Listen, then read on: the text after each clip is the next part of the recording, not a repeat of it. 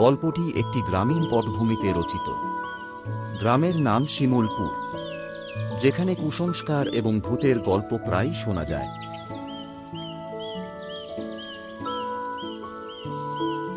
গ্রামবাসীরা বিশ্বাস করে যে পূর্ণিমার রাতে গ্রামের প্রান্তে পুরনো বটগাছের নিচে নিশি নামে এক মহিলা আত্মার বসবাস। কেউ যদি নিশির ডাক শুনে তবে সে নিখোঁজ হয়ে যায়। অনেকেই চেষ্টা করেছে, কিন্তু কেউ ফিরে আসেনি। আমাদের গল্পের প্রধান চরিত্র রমিজ, যে গ্রামে এসে এই রহস্যের সাথে জড়িয়ে যায়।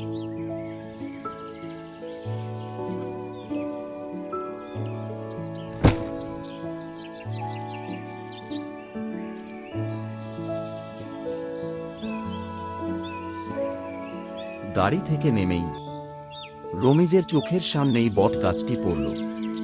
সে কিছুতেই গাছটি থেকে চোখ ফিরাতে পারছিল না।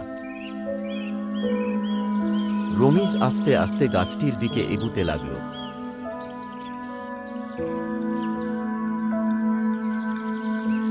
হঠাৎ পিছে থেকে কেউ একজন গম্ভীর কণ্ঠে বলে উঠল, হে ছেলে, তুমি কি নতুন এসেছো এই গ্রামে? তুমি কি কিছুই জানো না? শামসু চাচা, গ্রামের বয়স্ক মানুষ, যিনি নিশির ডাকের কাহিনী জানেন। তুমি এটা কি করছো? এই গাছটি অভিশপ্ত, তোমার ক্ষতি অবধারিত।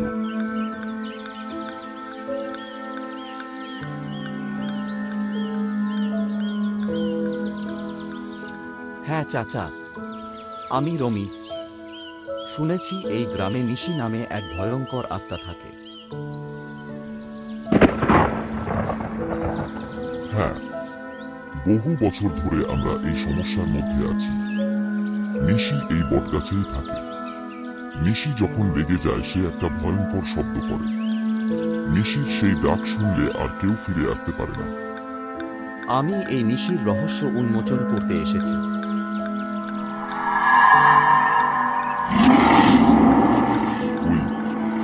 ওই তো, আজকে দিনের বেলাও ডাকছে। সে আজ রাতে অনেক ভয়ঙ্কর রূপ ধারণ করবে। রমিজ একজন সাহসী ছেলে। সে সব সময় চ্যালেঞ্জ নিতে ভালোবাসে। আজ রাতে আমি এই বটগাছের নিচে আসব। দেখি আমি আপনাদের জন্য কিছু করতে পারি কিনা। রাতে রমিজ একা একা ওই গাছটির কাছে আসে। চারদিকে ঘুটঘুটে অন্ধকার, গা শিওরে ওঠার মতো ঠান্ডা বাতাস।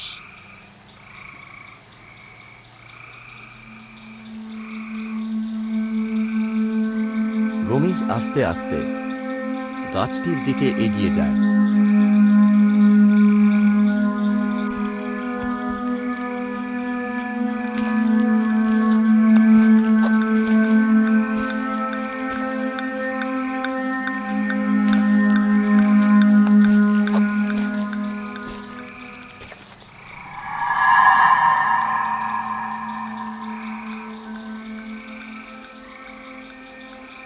হঠাৎ রমিজের পিছে দিয়ে মনে হলো কিছু একটা উড়ে চলে গেল।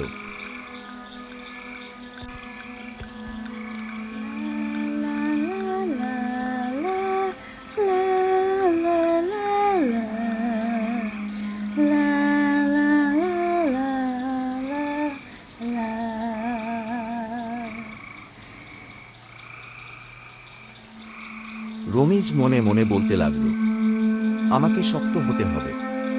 এটা নিশ্চয়ই নিশির কণ্ঠস্বর। সে আমার উপস্থিতি টের পেয়েছে। আল্লাহ আমাকে ধৈর্য ধরার ক্ষমতা দিন। কে কে তুমি? যদি তুমি নিশি হয়ে থাকো তাহলে আমার সামনে আসো। সবার মতো আমি তোমার ক্ষতি নয়, তোমার উপকার করতে এসেছি।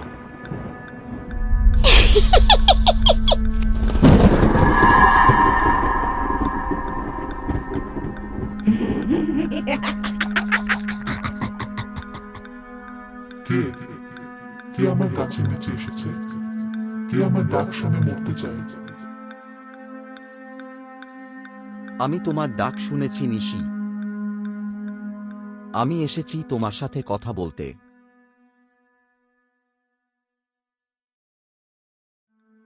কেন তুমি এসেছো এখানে? এই গাছ আমার, এই জমি আমার। যারা আমার ডাক শুনেছে তারা আর বাঁচেনি। তুমি আমার সাথে কথা বলবে? তুমি জানো না আমি কে? না, আমি জানি না তুমি কে, আর তুমি কেন এমন করছো। তুমি আমাকে খুলে বলো। আমি তোমার উপকার করতে চাই।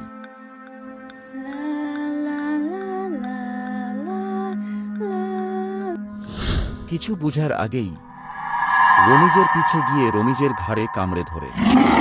রমিজ দুর্বল হয়ে পড়ে, কিন্তু সে পুনরায় সাহস নিয়ে কিছু সূরা ও মন্ত্র পড়তে লাগে এবং পকেট থেকে একটি পড়া পানি বের করে নিশির গায়ে ঢেলে দেয়। নিশি সরে যায়, আর রমিজ মাটিতে পড়ে যায়। নিশির সারা শরীর আগুন লেগে যায়। রমিজ চোখ খোলে, আর নিশি যাওয়ার আগে রমিজকে সব খুলে বলে যায়। রমিজ ভালো মতো কিছু শুনতে পায় না, কিন্তু সে বুঝতে পারছে সে কি বলছে। সে শুধু একটি কথা স্পষ্ট বুঝতে পারে, আমাকে মুক্ত করো রমিজ, আমাকে মুক্ত করো। রমিজ আবারও জ্ঞান হারিয়ে ফেলে। পরের দিন রমিজ চোখ খুলে দেখে গ্রামের সব লোক তার পাশে। সে গাছটির নিচে শুয়ে আছে। গ্রামবাসী তার কাছে জানতে চায় কি হয়েছিল রাতে। রমিজ উত্তর দিতে পারছিল না। গ্রামের লোকজন জানায় ওই কাকটি কোথা থেকে এলো।